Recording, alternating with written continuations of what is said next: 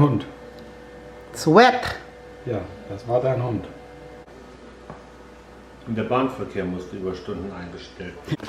Oo, it's broken. Kasi kapag walang magrereklamo, hindi talaga yan mababago.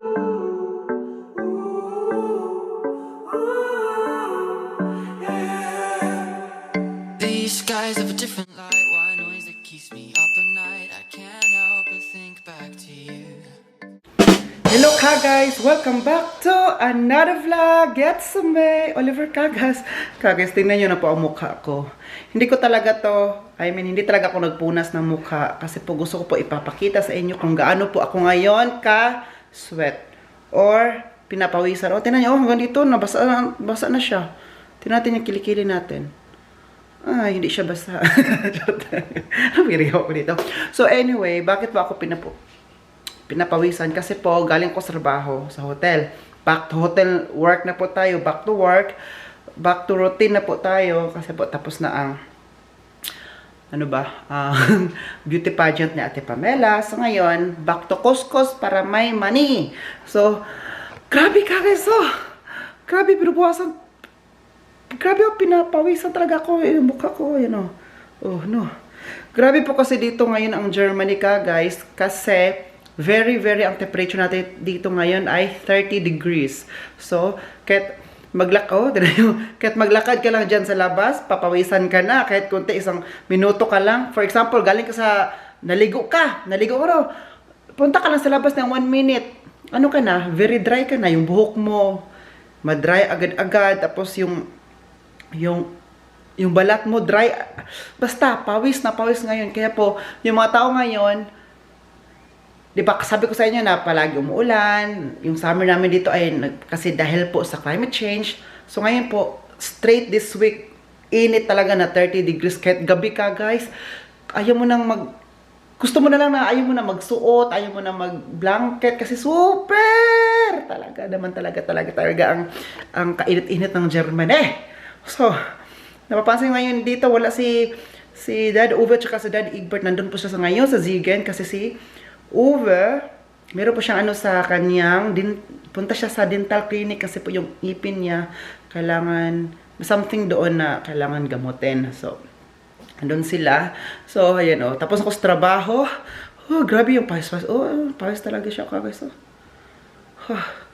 Katapos ko lang magtrabaho. So, ayan. Punta tayo dito ngayon sa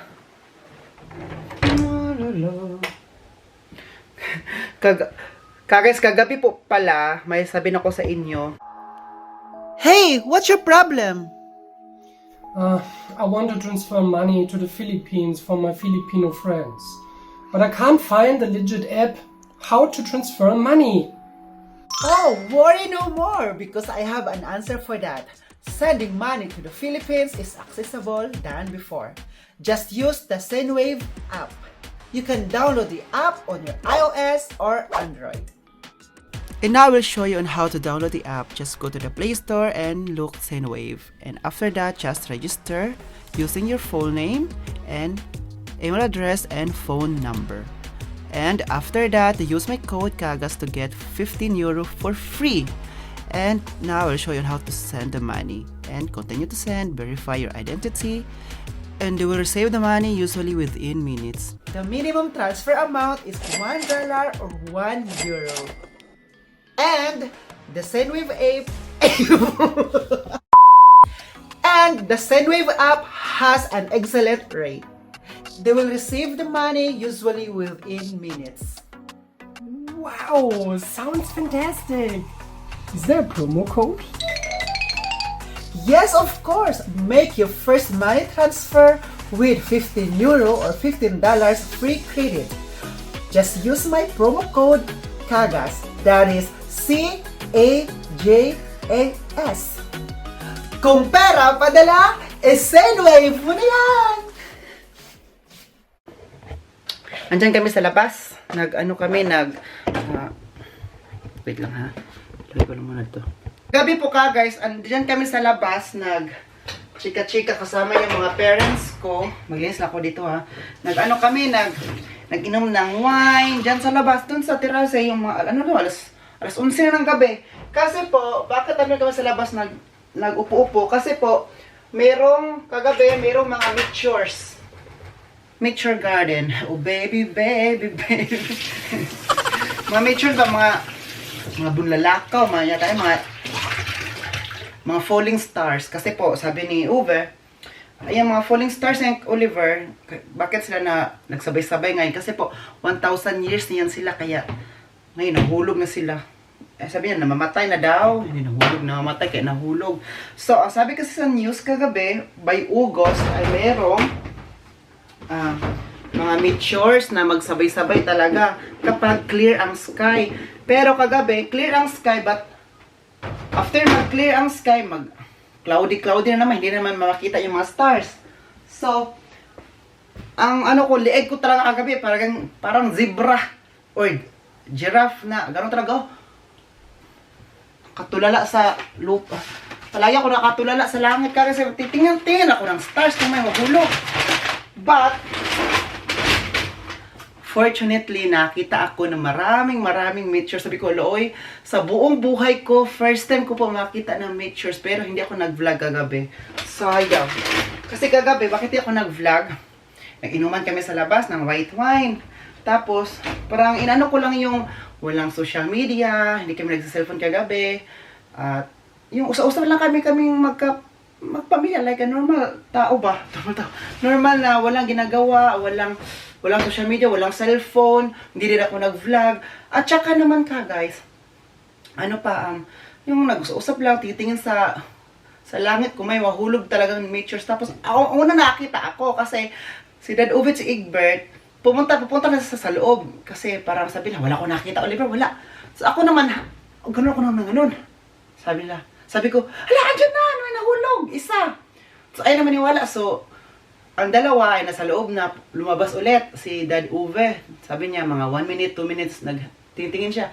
Hanggang siya mismo nakita, sabi, ay, oo, andyan. Alam mo guys, parang malapit lang talaga yung meteors ba? Yung mga pag ganun pala, mabilisan lang talaga, kailangan hindi ka mag-blink.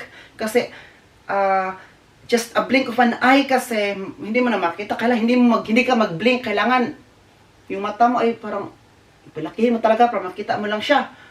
Ako, marami ako nakita, hanggang alas 12, hanggang alauna kasi tinitingnan ko sa Google, hanggang alas 12, alauna, meron ka makita kapag clear skies. So, clear man, marami ako nakita. Sabi pa ni Uwe, mag-wish ka, Oliver. Baka baka magkakatotoo. Hindi, nag-wish din po ako. So, dami akong nakita guys. Merong malapit, merong malayo-layo. Sabi ko, first time ako makita ng bunlalakaw na every minute andyan. Diba ako makita ko ng bunlalakaw, yung falling star na once lang. Paggabi, once, wala na. Yun kasi, every minute, seconds, mayroon ulit. So, ang ginawa ko, tingnan hanggang alauna talaga kagabi. Diyan ako sa bintana ko, tingin din ako dun, meron ako nakita. Oo.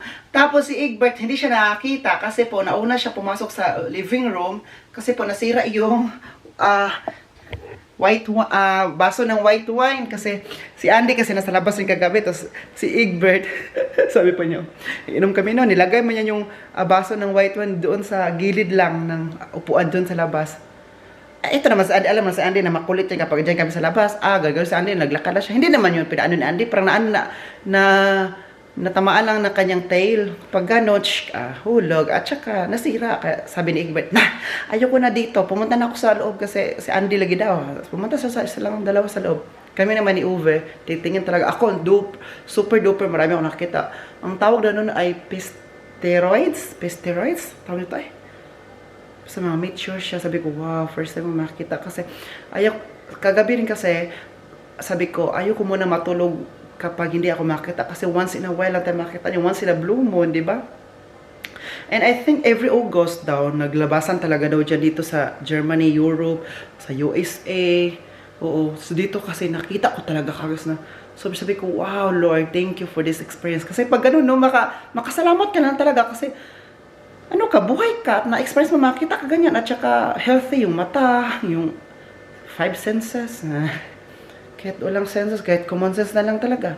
So, ngayon po, lalabas muna ako ni Andy. Hindi naman ako nagbihis kasi Sabi no, maghilamos na ako, tsaka ilabas ko si Andy para maglakad-lakad kami, para maganda ang buhay namin.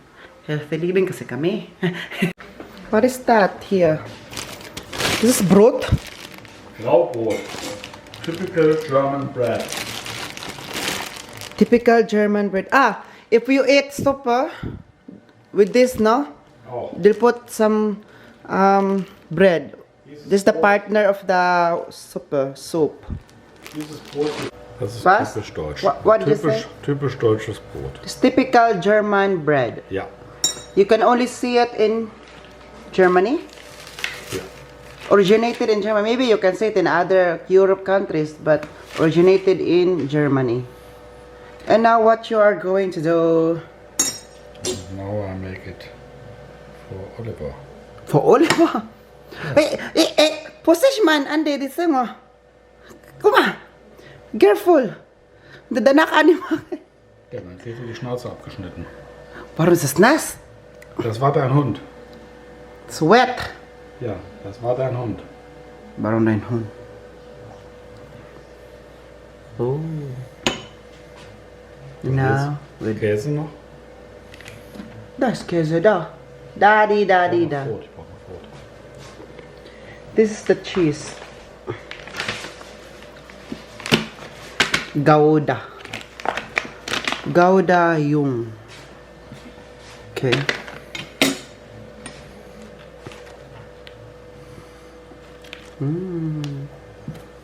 Oh, I feel butter. Nein, dünn. Yo. Dang, what can you say? Andi schmeckt begeistert.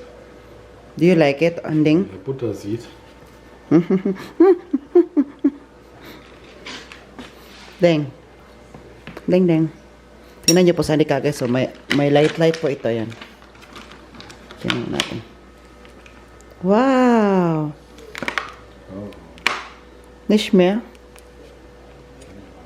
Nicht mehr funktioniert, Ding.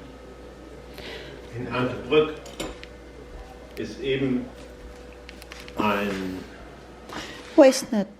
Was? The light. Das Unwetter ist so stark gewesen, dass eine Böschung abgerutscht ist auf die Bahnschienen. Und der Bahnverkehr musste über Stunden eingestellt werden. Echt?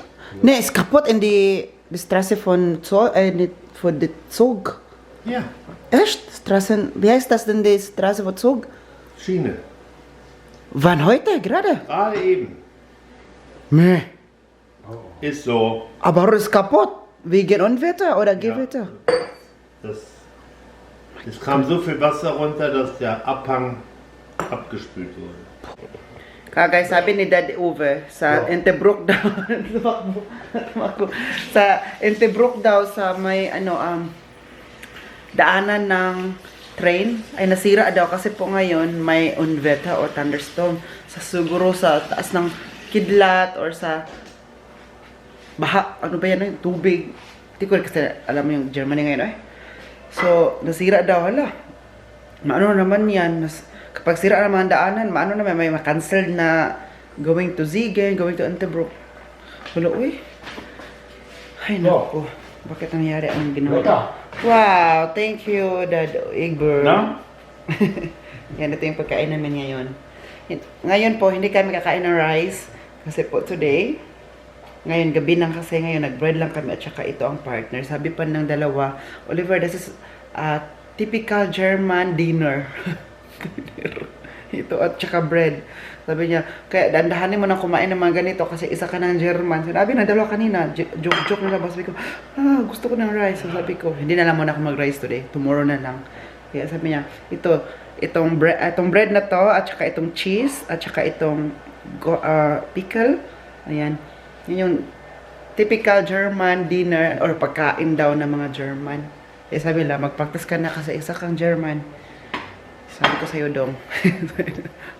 Wow, ang mga parents ko guys, bumili ng noodle salad or ano to, noodle salad is noodle salad. Tapos chicken. Look, my favorite chicken in the market. Wow! Bumili talaga sila kasi alam nila na Gustong gusto ko to.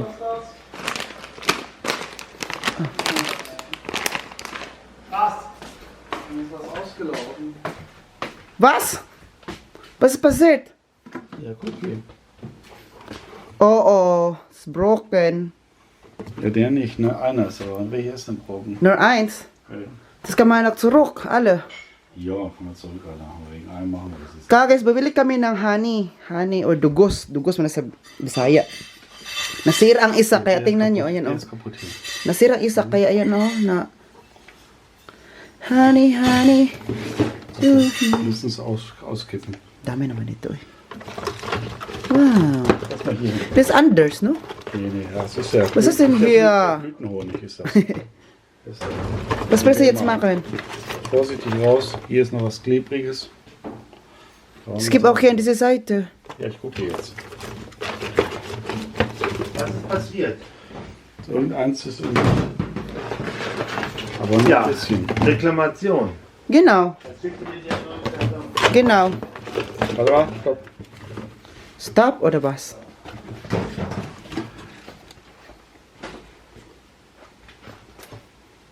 Oo. Sayang, nasira. Kailangan itong maireklamo muna sa company para malaman ako pa, diba, nasira, diba? Halt mal zu.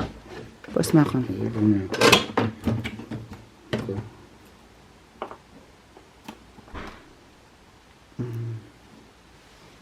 Was macht er denn das? Ach so. Ja. Nasira daw, kaya kailangan ireklamo para next time hindi na siya masira. Ngayon, bastas. Was? Was? Ngayon, pwede magreklamo daw sila ngayon para next time hindi siya masira. Pero hindi ibabalik ng mga parents ko. Kasi normally kapag masira, pwede siya ibalik para ibalik tapos isendan ng bago yung hindi sira. For this time, unawain lang daw nila muna para alam mo yun, dapat mag-unawaan talaga tayo para walang explosion na mayari sa mga heartaches, walang heart attack na maano, di ba? So, reklamo. Tapos kapag next time, ganun para mayari, it's the right time na pwede ibalik at saka hindi na mag-order doon kung saan nag-order. Kasi ang dami namang shop na pwede ka magbili ng honey, di ba? So, ngayon pagpasensyahan lang po muna.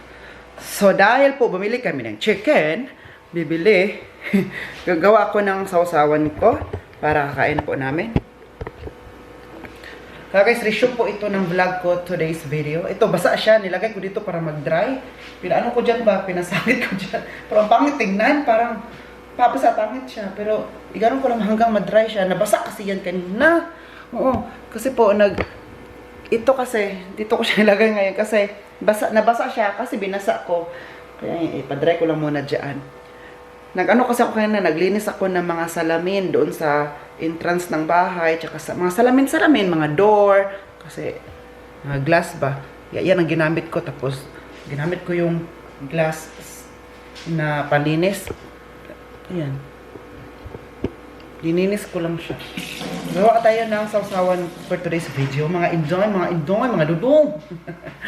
Guys, naglakad kami na, tapos naligo ako. Anyway, resume to ng vlog today ha. Super! Nako. Ang katawang lupa ko ay super naigangan talaga. Super igang kagad, super mainit.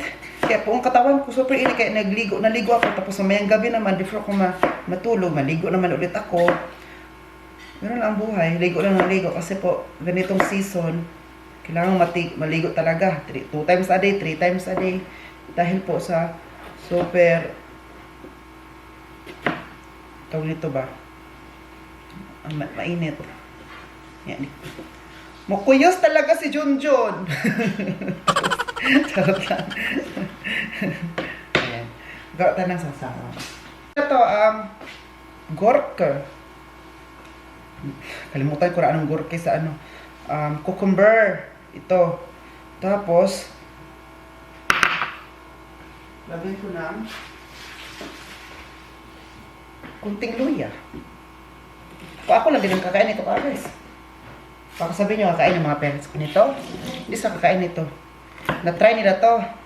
Na Olivier! Ano ba yung pinagagawa sa buhay? Sabi nila. Sabi ko nga. sabi ko na, ganito kasi sa amin, sa Pinas, kapag may inihaw na isda, inihaw na karning baboy o manok, ano ba yung inihaw na yan, ang sasawa talaga naman ay ganito paggawa.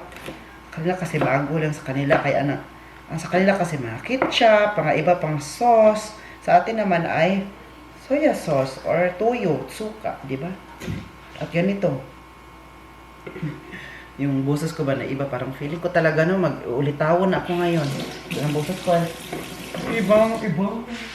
Ay, wow, meron na tayo dito. Tawag nito. Citrona. Uy, nahulog.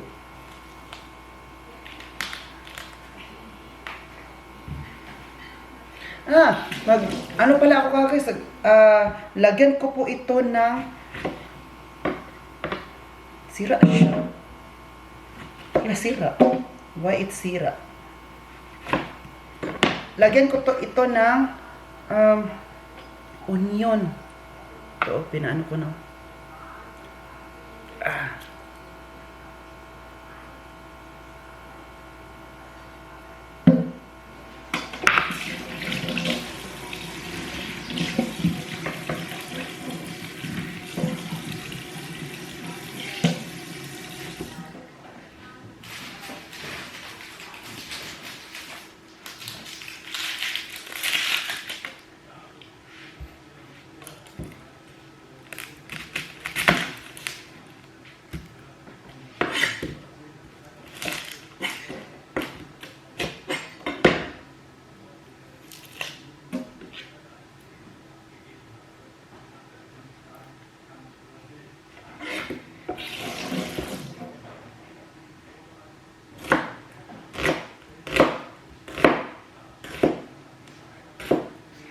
Bilder gemacht?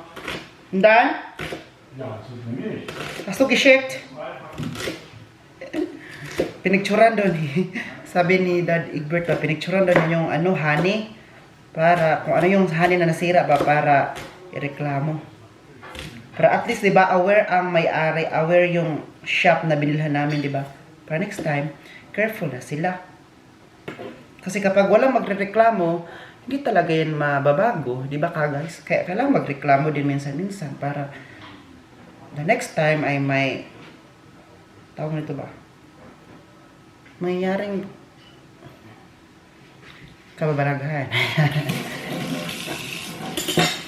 Kasi pag hindi magreklamo ka guys, mga wrongdoings ay palaging ginagawa. Kahit alam mo, kahit matanda na tayo, kapag walang magreklamo, yun pa rin ginagawa natin sa buhay. No, may rice, no fish patish. Diba? So, kailangan may magreklamo para matauhan din ang mga bagay-bagay, ang mga tao dito sa mundo na to. Diba? Kasi alam mo, kahit matanda na, hindi pa rin alam ang ginagawa.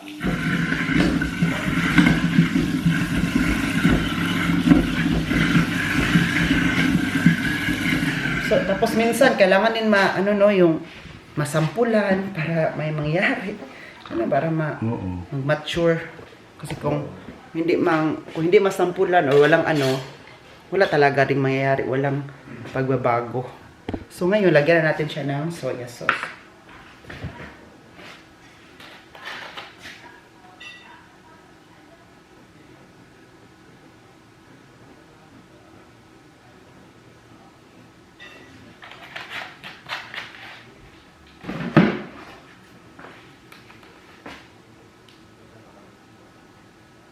Yung rice ko hindi pa luto. Ngayon pa lang, magahan pa lang siya. So, ayan na po ang aking sausawan ala Oliver. Hi ka guys. Super mainit po ngayon ang Germany po. Matulog ako na pinapawisan ako. Parang ayaw ko nang mag-blanket para matulog ako guys. No? Parang gusto ko nang alam mo yung wala nang suotin. Sorry sa nakasapit dyan ha. Tingnan nyo na lang. So ngayon, linisan ko ang aking electric fan para gamitin ko tonight. Nagpalaban na talaga ako na electric fan. Kapag nagpapalaban na ako na electric fan, it means super init na talaga ng Germany na hindi ko na talaga kayang, ginoo ko. Ang mga parents ko kasi, sa kwarto nila, meron silang nakahang na electric fan na super laki. Super laki talaga nakahang. Yung malaki yung pako-pako. Pako-pako yung fly away. Kaya malamig. At saka kapag hindi na talaga yun kaya, for example, kahit ginagamit na nila yun, tapos hindi kaya, meron silang aircon. Yung aircon nila super lamig na ano. At naalala ko pa dati na kami yung nag-install ng aircon, bumili sila ng aircon, tapos kami din nag-install doon, kami tatlo lang. Doon sa bintana namin dinaan, tapos nag-ano pa kami noon ng hagdanan na super bigat ng kagas, pero kinaya namin. Sa kwarto nila may electric fan. Ako naman, sa kwarto nila may electric fan, tsaka aircon, so ako electric fan lang. Electric fan muna tayo. Hindi ko naman kailangan ng aircon dito kasi electric fan is kaya ko na. Doon kasi sa kanila, malaki kasi ang kwarto. Kaya kailangan din talaga ng electric fan doon at saka aircon. Ngayon, aircon ginagamit nila, di ba? Kapag gumagamit ng aircon, malaki talaga ang bayaran ng kuryente. Pero don't you worry kasi po, may ano man kami, solar. Tsaka mainit pa ng panahon, so gamit na gamit ang solar ngayon. I mean, nakakasave pa rin ng kuryente. Hindi pala siya natatanggal, no? Sayang, dito na lang. Sarado lang natin to. Hindi natin ito guguluhin. Hindi natin tatanggalin kasi may naka-screw o naka-lock siya na screw dito o. Kaya dyan na lang siya kasi baka pag tanggalin ko yan, pag ikot yan, matanggal to lahat. Naku, matamaan pa ako. Simba ko. Kaya yung labas lang ang aking linisan. Sabi pa ng mga parents ko, okay lang kung gamitin natin ang aircon. Kaya nga may aircon kasi gagamitin kapag super init na. Kasi hindi kaya nila sila God-uvet egg, but kaya ang super init na. Kaya tayo kagas doon kasi baka heart stroke tayo. Diba yan yung dahilan? Kaya mabutit meron din sila noon. And alam mo naman kapag may edad-edad na din talaga, mas sakitin ba? Malapitin. Kaya okay lang kung sila meron. Ako meron man ito. Malamig din ito kapag ginagamit ko gabi. Last year ginamit. Ay, I think last year hindi ko to. Ay, yes, tama. Last year ginamit ko to. So this year again. Excited ako kasi parang mamaya hindi na ako papawisan. Pero pag gising ko mamaya, ay bukas, ang tiyan ko, pag ganito, masakit na pala ang tiyan kasi nito nabugnawan, nalamigan ba. So okay na to. Okay na, magumamit tayo ngayon ng mga ganito kasi,